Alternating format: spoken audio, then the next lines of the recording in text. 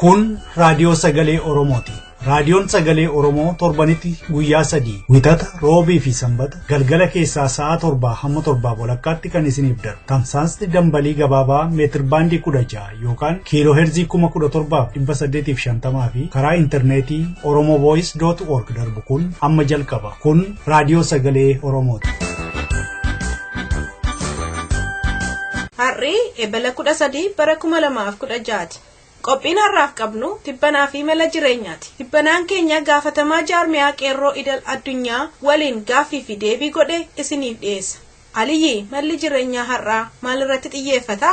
Obbo Nagaasaa Odoo Duubee haasa'anni waa'ee Oromoo Protestii irratti torban darbe kana Minisootaa keessatti godhe isinii dhiyeessina. Akkuma barameetti dursa kan dhiyaatu oduudha. An Ayyaantu Dameetii amma oduu har'aatiif gara dhaabasaattan isin dabarsaa itti dhiyaadhaa. Akka mul'atan oduu saati kanaaf qabnu sin dhageessisaa Naabasaa jiraate. Qeerroof uummanni Oromoo naannoo magaalaa Bishooftuu ganda Dirreef Liiban Cuqqaalaa diddaaf mormii gaggeessan. Oduun dhugee akka ibsutti sababa diddaa kanaa kan ture qabeenya albuudaa Koomichee jedhamu kan hojii qophii simintootiif tajaajiludha. Albuuda kana kan saamaaf itti fayyadamaa ture Sheek Alaamuddin ture. Bara kana keessa sababa fincila diddaa gabrummaa fi fincila xumura gabrummaa ka'een qeerroof jiraataan naannicha konkolaataa sheekichaa daaramu toroo godhan. Sana booda konkolaataan irraa dhaaban. Albuudichas qeerroo fi hojii dhabaan naannichaa akka irratti gurmaanii hojjetan murtaa'ee jira. Qeerroon akka jedhetti tarkaanfiin akkana bakkayyuutti jabaate itti fufuu qaba. Haaluma wal fakkaatuuf diddaaf mormiin yuunivarsiitii Amboo damee Awaaroo keessatti gaggeeffamuun beekame. Diddaa kanaaf sababa kan ta'e barattoonni yeroo hundumaa waraanaa reebamuu akka ta'e hubatameera. Waraanni mooraa keessaa ba'uu qaba, uummati keenyas bilisaan socho'uu qaba kan jedhamu dargaggoo fi barattoonni Oromoo reebicha nurraa dhaabaa jechuun sagalee isaanii ol kaasanii dhageessaniiru. Sababa kanaan ammallee barattoonni hedduun akka hidhaman beekameera. Waraanni wayyaalee dargaggoo Oromoo badhaadhaa galchuu fiigaa guyyaa kaleessaa rukutee ajjeese. Humni poolisii federaalaa wayyaanee tarkaanfii kana kan fudhate godina Gujii Ona Shaakkisoo bakka Caalaa jedhamutti akka ta'e beekameera. Dargaggoo badhaadhaa akka rasaasaan rukutametti hospitaalatti geeffamus lubbuun saafuu hin dandeenye. Agayoonaatti reeffasaallee akka maatiin hin fudhanne dhorkame akka jiru oduun nu ga'ee addeesseera. Dargaggoo badhaadhaa qeerroo godina kanaa keessatti qindeessuuf ijaaru keessatti ga'ee olaanaa nama gumaachaa ture. Badhaadhaan waggaa 2 dura yuunivarsiitii Gondor irraa barumsa ikoonomiksiidhaan akka eebbifame beekameera. Abbaa ijoollee 5 kan ta'an obbo Leencoo Baayisaa achi buuteen isaanii dhabamuun beekame. Obbo Leencoo jiraataa godina Wallaggaa Lixaa Aanaa Laaloo Asabii magaalaa Innaangoo ganda Duwwaa Lamaati. Obbo Leencoon erga manaatii dhabamee 7 akka lakkoofsise maatii isaanii dhaamaniiru. Hagammaatti eessa buuteensaa kan beekamne kan eeree maddi keenya nama kanaan duras yeroo adda addaatti ati jajjabee adda bilisummaa Oromootiin boombiif meeshaa waraanaa adda addaa qabda jechuudhaan hidhaaf hiraarsaa akka turan beekameera. Akka teessoo jireenyaa lakkisee biyyaa ba'uufis dararaan guddaa irra gahaa akka ture oduun guddaa balee addeesseera. Yeroo ammaa kana waan isa ragee waan hin beekneef maatii firoottansaa hedduu dhiphachaa akka jiran beekameera. Namni odeessa isaa qabu maatii isaa yookaan immoo qaamolee mirga namoomaaf akka eeru maatii isaa gaafataniiru. Waggoota 30 oliin mirga namoomaa Oromoo irratti of kenninsaan hojjetaa kan jiran Dr. Trevor Truman ebila 13 nagaan Melbourne Austraaliyaa gahan. Dr. Trevor Truman kaleessa yeroo buufata xiyyaaraa Melbourne ga'anitti hawaasa Oromoo Melbourne simannaa godhaniifii jiru. Guyyaa har'aas simannaa arbaataa waldaa hawaasa Oromoo Victoria Australiyaatti qophaa'e irratti hirmaataniiru. Achirrattis hojiin isaa waggoota 30 gaggeessan hedduu kan nama jajjabeessuu fi jaalalaa fi hirkoo uummata Oromoof qaban ta'uu himamee jira. Dr. Trevor walgahii OSG yookaan Oromia Support Group Australia kan dhimmoota mirga namoomaa Oromoo fi walargaa hawaasa Oromoo ebila 16-17 bara 2016 Melbourne keessatti gaggeeffamuu jiru irratti hirmaatuuf gara Melbourne kan dhufanidha. Opiniyoon diddaa Oromoo wal qabatee yeroo ammaa kana aangorraa wal buusuu wal mulquu irratti muddamtee akka jirtu beekameera. Magaalaa Adaamaa keessaa namoota hedduu hojiirraa kaafamaniiru. Yeroo ammaa naannoo hunda keessattis haaluma wal fakkaatuun gochaan hojiirraa wal kaasuuf wal mulquu gaggeeffamaa jira. Magaalaa Shaashamannee keessaa obbo Abaadir aangorraa kaafamee jira. Magaalaa Burraayyuu keessattis opiniyoon gimgamaa cimaa gaggeessaa jirti. Bakka hundatti ofuma isaanii wal jala dhaabbachaa kan jiran yoo ta'u kan waliif ajajamus dhabamaa akka jiru beekameera. Sababa kanaa yeroo ammaa Oromiyaa keessatti hojiin tokkollee gaggeeffamaa kan jirre oduun nu ga'e addeesseera. Oduu isaati kanaaf qabnu kanumaa qophii keenya fi waliin nagaan nu tura. Waldaan deeggartuu Oromiyaa Awustiraaliyaa walgahii mirga namoomaa Awustiraaliyaa Melbourne keessatti qopheessuutti jira. Walgahiin kun eebila 16 kaasee haga 17tti Melbourne keessatti gaggeeffama. Walgahii guyyaa lamaa kun dhimma mirga namoomaa Oromoo, dhimma baqattoota Oromoo fi haala Oromiyaa irrattis yaada ijaaraaf furmaataa ni dhiyeessa eegama. Walgahii kanarratti falmaan mirga namoomaa Dr. Trevor Truman Ingiliiz irraa Awustiraaliyaa dhufuun hirmaatu. Dr. Trevor Truman waggoota 30 oliif dhimma Oromoo irratti xiyyeeffatanii hojjechaa jiraachuun isaanii kan beekamu. Dr. Trevor Truman bakka argamanitti walgahiin yookaan fooramiin guyyaa lama gaggeeffamuuf jira. Walgahii kanarratti hirmaachuudhaan mirgi namoomaa Oromoo akka kabajamuu fi Oromoon nagaa fi tasgabbiin akka jiraatu gahee keessan gumaachaa.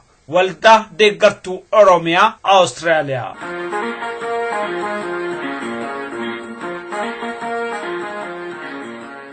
Qophii tibbanaa. Dhaggeeffattoota keenya keessummaa qabna. Keessummaan keenya itti gaafatamaa jaarmiyaa deeggarsa qeerroo bilisummaa Oromoo kan idil addunyaati. Dargaggoo Tashoomaadha. Tashooma baga nagaa dhufte. Ati baga nagaa na eegde. Gaafa eebila 2016 Washington DC'tti gabaasa dhiyeessuun ala maaltu ta'e maal gootanii qeerroo idil addunyaa? Tumsi qeerroo idil addunyaa iddoo hundaa'ee waggaa tokko shaniif deema. Noovembar 19 bara 2014 keessa kan hundaa'e. Ifatti kan uummatatti ba'e gaafa Jaanuwaarii 1 2015 hojii adda addaa hojjetaa ture. Amma 2016 keessa jirra waan ta'eedhaaf hojii 2015 keessa hojjetame karaa diinagdeetiinis ta'e karaa hojii gara birootiin wantoota hojjetame uummataaf gabaasa gochuu dirqama. Akkamitti karoorfannetti jalqaba 2016tti ture garuu sagantaan adda addaa walirra bu'uudhaan dhiibamee yoona kanarra gahee jechuudha. Inni guddaan gabaasa waggaa kan dalagaaf kan diinagdee uummataaf dhiyeessuudha. Haaluma kanaan gabaasa keenya kana garuu dhiyeessinee uummatatti jiruu fi isaanirraa yaada fudhataa turre jechuudha. Dhugaadha. Keessattuu bara kana keessa qeerroon idil addunyaa kan qeerroo bilisummaa biyya keessaa tumsu waan guddaa akka dalagdantu hubatamaa jira. Kanaadaa dabalatee kutaalee adda addaa Ameerikaa keessa gama Ingilizii kanaas wanti yaalamaa tureeru jira. Maallaqa hanga walitti qabuullee deemtanii jirtan. Mee gara maallaqaatti tun galiin tura. Akkuma walii galaatti maal ture karoora keessaa lafa kaawwattanii maaltu raawwattanii maaltu raawwatamne eessa jirtu amma? 2015 keessatti kan karoorfanne guutummaa guutuutti raawwanneerra.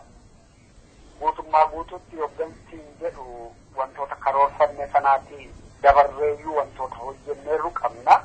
Inni karoorfanne duraan dursa jaarmiyaa kana miila lamaan lafa dhaabbachiisuudha. Bakka adda addaatti damee banuudha. Isa kana hunda isaarratti milkoofneerra. Bakki nu afurlee amma bakka baay'een haa jiraatu malee.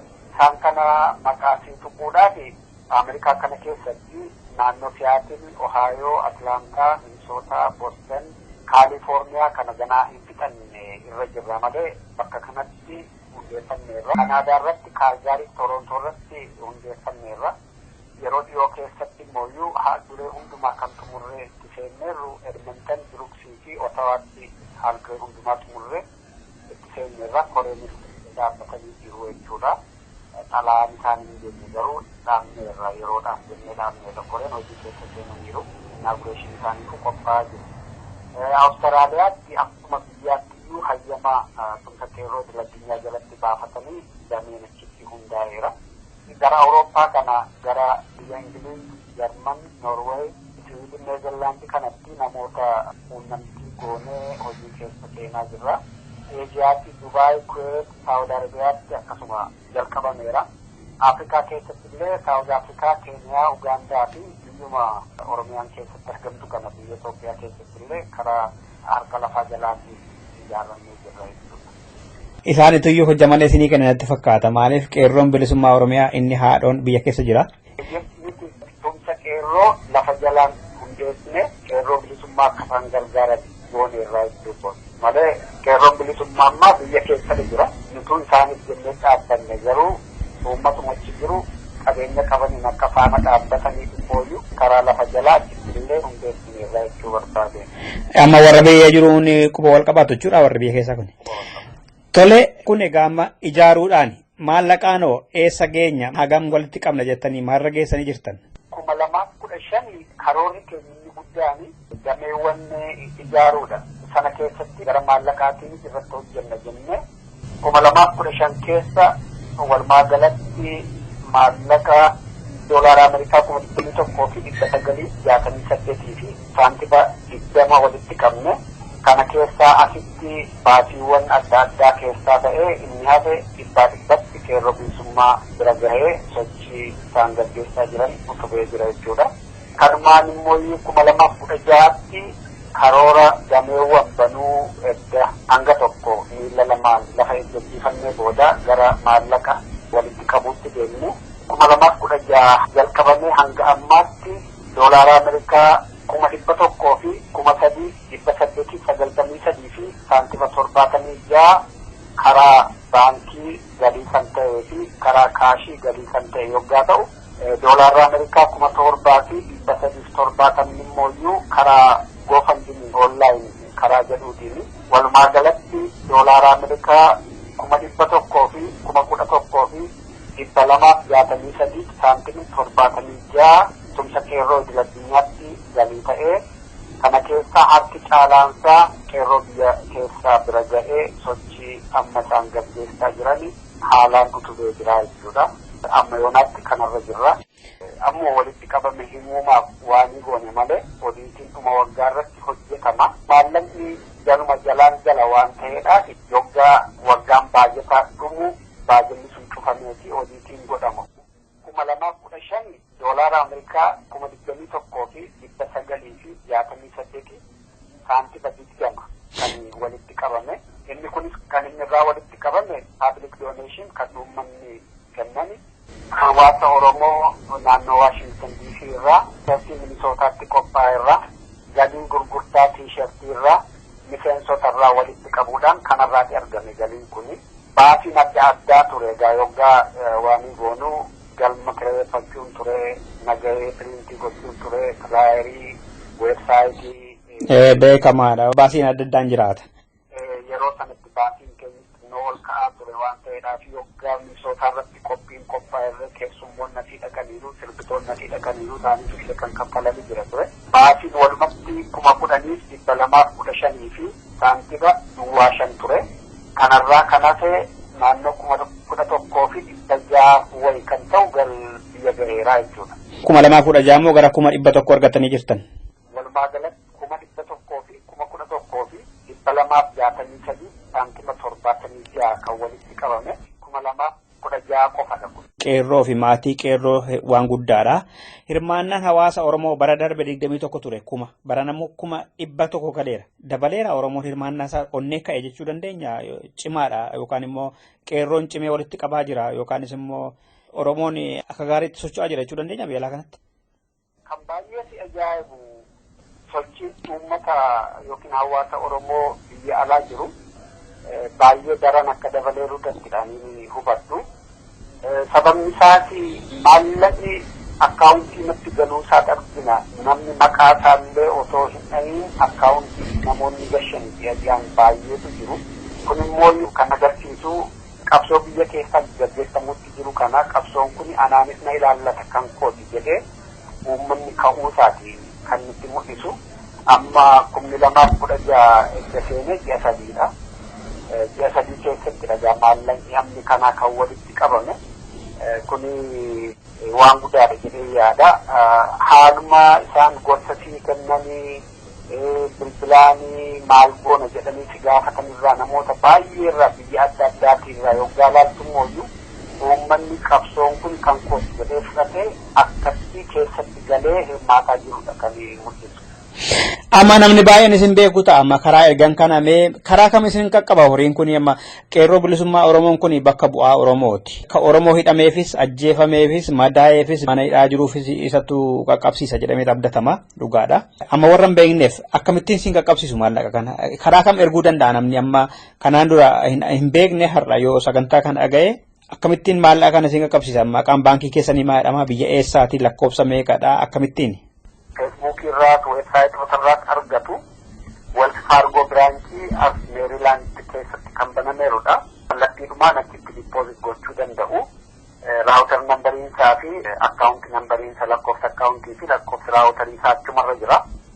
Yoggaa takka biyya Ameerikaatii alaatii yoggaa gashanii Swift number kan jedhamu kan gaafatan jira. Isa yoggaa nu gaafatanii nuti kenninaa fi bilbilli keenya achumarra jira. Isumaan bilbilanii nu argataa jiru. Biyya Afrikaa keessa warri jiran biyya Arabaa keessa jiran amma kan isin jettan kana xiqqoo bitaa isaan galuu danda'a.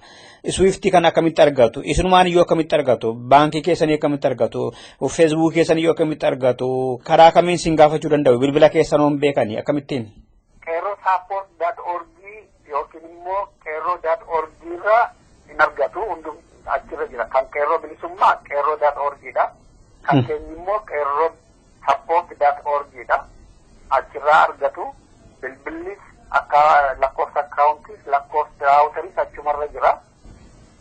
Baankiin keenya Wells Fargo baankii jedhama. International Qeerroo Support Group kan jedhuutiin akkaawuntiin kan baheeruu fi lakkoofsa akkaawuntii 21743293 irraan deebi'aa 21743293 raawutiin nambariin isaa yookiin lakkoofsa raawutiin isaa 55 32 irraan deebi'aa lakkoofsa raawutiin 55 lakkoofsi bilbilaa ittiin argachuu danda'anii 242 irraan isinii deebi'a 242 karaa imeela akkaawuntii keenya qeerroo QEERRO2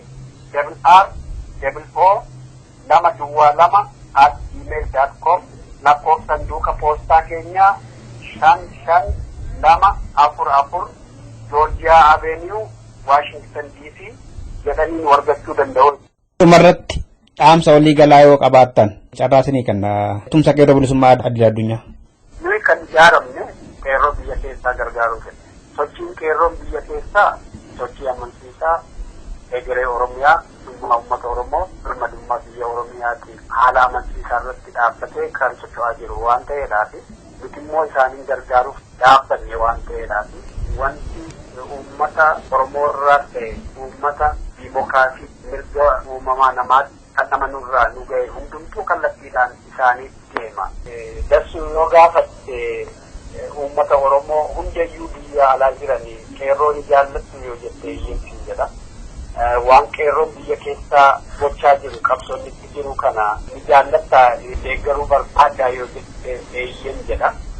Garuu yoggaa maallaqa baasee yookiin beekumsaan gargaaruu biratti immoo namoonni muraasni duuba isa kana shakkii mataa isaanii keessaa qabanii dhiisanii gara qabsoo kanaatti kallattiidhaan waan qabanii akka keessa seenanii dhaammadha.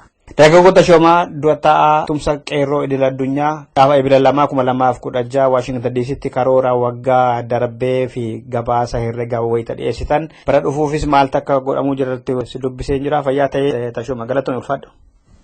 Galatooma fayyaa ta'a.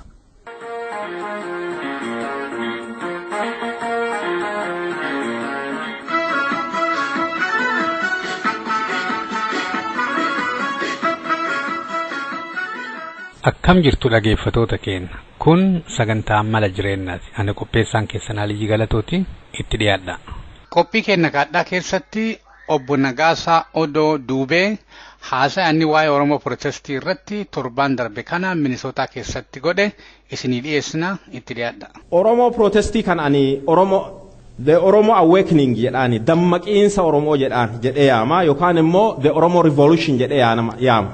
Maaf Revolution jettee naan jettan sochiin Oromoo kuni sochii mormanii yookaan mormaa xixiqqoo miti. Jijjiirama guddaadha Oromoo keessatti. Oromoon qara saba gajjedhee waan jedhaniin fudhataa ture. Jijjiiruu hin danda'a, mormuu hin danda'a hin jenne yeroo dheeraa waanuma itti fe'an ba'ataa ture. Munyuuquu jalqabe amma.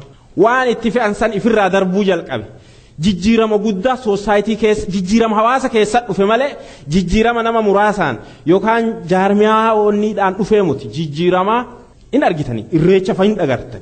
Nami kuma meeqa kabawu waan biraati moti revolutionii deemu jira oromoo keessatti jijjiirama yaadaati deemu jira jijjiirama hawaasummaarra jijjiirama deemu jira oromoo keessatti it is a revolution it is awakening jijjiirama didiqqaa miti jijjiirama waan didiqqoo adoo hin ta'in jijjiirama guddaa jijjiirama hawaasaati deemu jira of ta'u deemu jira ofiin bulu deemu jira yaada namaati jijjiiramu jira maateriyaalii miti ka jijjiiramu jira sammuu namaa yaada jijjiiramu jira that is the biggest thing kanaafi sochiin oromoo kun abdii guddaa wanni itti kenninuuf kana akka nami gariin jedhu sochiin kun amma cabnaan amma laafnaan deebi'ee hin ka'u no mi'aamut meeshaa miti sochiin oromoo wanni oromoo keessa dhufu jiru meeshaa miti waan cabee achinaaf yaada cabsitee hambisuu hin dandeettu wanni sammuu namaa keessa dhufe hin cabu hin hafu harki namaa cabuu danda'a miilli namaa cabuu danda'a sammuu namaa fi wanni mataa namaa keessa dhufe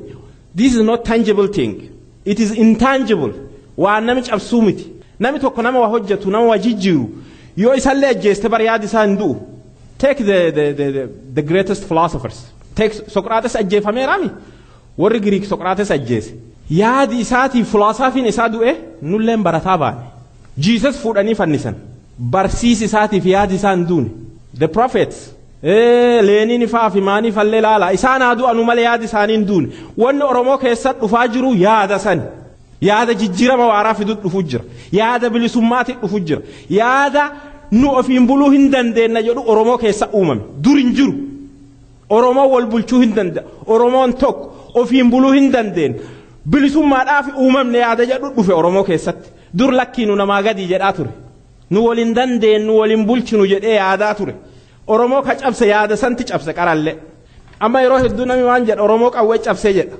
qawweeni miti oromoon ka cabe waa lamaan olaantummaa nurra qaban ture wanni lamaan isaan olaantummaa nurra qabaniini tokko nugusa qabuu sun unify isaan godha ture unity nu decentralize turre regionii uf bulchinaa ka saba tokkootitti hin jirra biyyan qabna garuu decentralized ture isaan centralized ta'uun isaanii humna isaanii gizee takkaadhaan hujiirra oolchuuf isaan gargaaree jira rasaasni qawwee keessaa innaa wanni akka malee speed in deemee nama ijjeesuuf maanii qaawa qadhaa san keessa qaba energiin isa qaawa san keessaan deemti they have like that siigalanii centralized ta'aniiran nugusa tokko jalatti wanni sun walii qabee isaan dhukaasa akkasiin nudhaan takka isa kana san dhabne inni lammeessoo wanni isaan gizee san qaban kanuun qabne maan isaan hariiroo biyyoota adda addaa waliin hin qaban hariiroo saboota biyya Awurooppaa waliin maanii waliin hariiroo qaban sababa amantii sababa waan adda addaa oromoon hariiroo saniin qabu ture qawweellee ka argatan sababa hariiroo sanii malee sababaan biraatii moti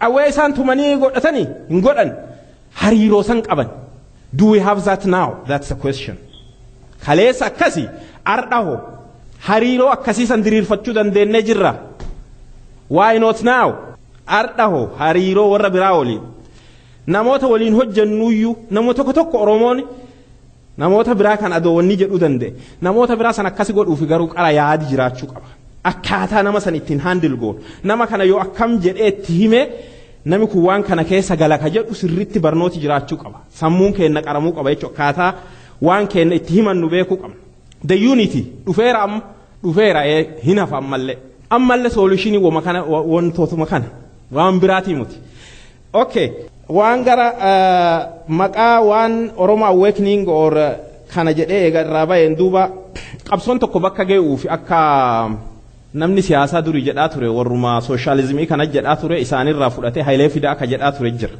qabsoon tokko bakka ga'uuf uummata dammaqe uummata ijaarameef uummata hidhate barbaachisaa afaan Amaaraatiin የነቃ የተደራጀና የታጠቀ የህዝብ ትግል ያሸንፋል jedha waan kana sadiini barbaachisaa jedha wanni kun maan jechu oromoon immoo sadarkaa kamirra jira waan kana sadiin guutateera waan jedhu laaluu barbaada dammaqiinsa guutatee jira oromoon ammaa tana dammaqee jira amma wanni sochiin tun dhutteefu dammaqiinsa santi dhufe dammaqee jennaan riba buum yoo inni riba ka'u kana amma waa socho'aa jiran biyyilleen tanuma rifatte hayye dammaqee jira dammaqiinsi isaa kun gaayaa motii itti deebina lammeesso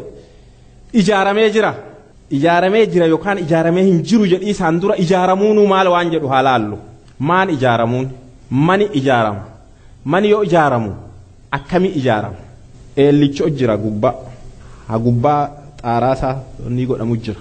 Muka wanni adda adda dhaabatu jira like cornerstones ka utubu dagalee hate ujjira balbala jira fuluuri jira ka fuluuri kana fuutee gubbaan gootu bakka balbala goota malee waan biraan gootu maskootiin yoo adda balbalaa ta'e akkami nami baay'uuf galii isaa rakkata wanni hundu bakka fi qabatu ijaaramu jechuun akkasi akkuma qaami namaa kun ijilleen addeessa gurrilleen addeessa harkilleen addeessa qabatu kana organizationally ijaartanamuu dandeettii isaatiin keetta ijaaramuun akkasi ka yaada burqisiisa ka dubbatuu danda'u hin dubbata ka ammoo loluu fi yookaan waa hunnaa hojjetuu qabullee waa hunnaa hojjeta ka waa hunnaa hojjetu sanii yaada burqisiisin jettu ka liidii godhuu qabu liidii godha ka gorsuu qabu hin gorsa ka mallaqaan gargaaruu qabu mallaqaan gargaara nama mallaqaan gargaaruu qabuuni hoggani yoo jettee itti kennite hin ta'u akawaanii addee ijaa fuutee gurra keetteeti jechuun hin ta'u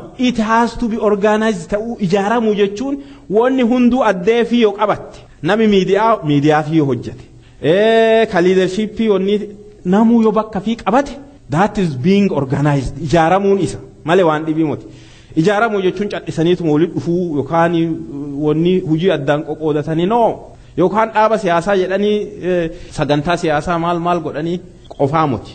Ijaaramuun kun ammoo ka bakka gahuu qabu danda'u yoomaan ta'e tokko nami ijaaramu kun dammaqiinsa qabaatuu qaba akkuma isiniin jedhe dammaqiinsi dura dhufa dammaqiinsi suni hoo tokko maan barbaanna waan jedhu beekuu qaba Oromoon maan barbaada bilisummaan maali Oromoon abbaa biyyummaa barbaada abbaa biyyummaan maali this has to be defined an guddoon dhagarre isii defined teetu waan Oromoo keessatti bilisummaa tana gariin maan se'a gariin biyya kophaa qabaachuu independence jedheeti define godha gariini bilisummaa jechuun tun freedomii akka faranjiin jettu freedom of speech freedom of assembly freedom adda addaa gariin liberty ummati mirga murteeffachuu maali yoo qabaate ummati Oromoo biyyuma san keessattuu hiree waan ofii murteeffachuu qabaachuun bilisummaa jedhee amana bilisummaan tunuu ta biyyaatii fi ta sabaa qabdi ta lafaatii fi ta namaa qabdi isiin tunuu tami. We need to have good understanding of this. Dammaqiinsa keessaa isa kan yoo waan kana dammaxxee wanni kun hubannoon jiraatte ijaaramisullee yoo wanni kun jiraatte tola. Kalammeessoo ammoo eega maal akka barbaaddu beetteen duuba waan barbaannu san akkamiin arganna dhufa akkamiin argan tummaani tun istirateejii tarsiimoo toofta lakki karaa nagayaa kanaan akkana yoo deemne hin arganna lakki akkasii moti akkana goonee cabsinee tanaan goonee saniin goonee humnaan akkas goonee akkanaan argan. Yoo humnaan goona jennelle sunuu toofta wanni hedduu qabdi humna kanaan kamitti nama baasa humna karaa bosonaa akkasii dhufammo ta magaalaa moo eessa yoo dhawan dhaluun eessa yoo eessa dhawan kufti tun cufti wanni uf dandeette qaba waan kana dammaqiinsi kun waan kana cufa of keessa qabachuu qaba waan kana eega qabateen duuba waan kana irratti ijaarama waan barbaadan beekanii akkamiin akka argatuu qabanullee eega lafa keetaniin duuba ijaarsillee yoo san tolaa jechuudha maaniif wanni kun duuchiin hujii fi beetti yoosan sistemni operate godha ijaaramuun sistema jaaru sistemi yoo ijaaramee jedhe amma warshaa adda addaa keessa warra hojjettanuun dhagartan kun kaanti kennee achi addee taayyoo geettu immoo pilaastikii itti maranii maal jedhanii dhumarra achitti afaan ashagee sistemiin akkasi baasaami waan adda addaa kana yoo hojjetan kun maalidha kun pilaastikii fidee pilaastikii irra wabuusee kun achi dabarse that is what organization is organization akkasi wanni tokko waa hunda hojjetamu hundu ga'ee fi enna taphata that is when we say you are organized takka inni lammeessu ammoo wanni beekamuu qabu an fakkeenya gurmuun Oromoon gurmuu hedduu qabdi haala adda addaallee ijaaramuu qabdi that is not a problem garuu goolii isaa maal ta'u beeku gurmuun adda addaatuni okay galmi kennaasi wanni barbaannu kana jedhee waan barbaadu san sirrii yoo beeke there is no reason wanni wal compete godhuuf hin jiru complement wal goona moo contradict wal godha wanni kenna kun deemsi kenna compliment wal godha moo contradict wal godha wal gaafachu wanni haga amma naan galle kayo ammoo nami beeku jiraate natti himuu qabu gurmuun Oromoo dhaaba ka jedhan kun gooliin isaa takkatu yu haga anna wanni natti mudhata isi watakka garaagarummaan dhagwan maan sirna nama gabroonfatu san ifirraa eegabuu sanin duuba Oromoon bilisa ta'e waan ifee akka murteeffatu ka kanaa alan qaba jedhu yoo jiraate haa ba'u hin jiru hanqinna yeroo irraa ka'ee haasaa obbo Nagaasaa asumarra dhaabna fayyaata.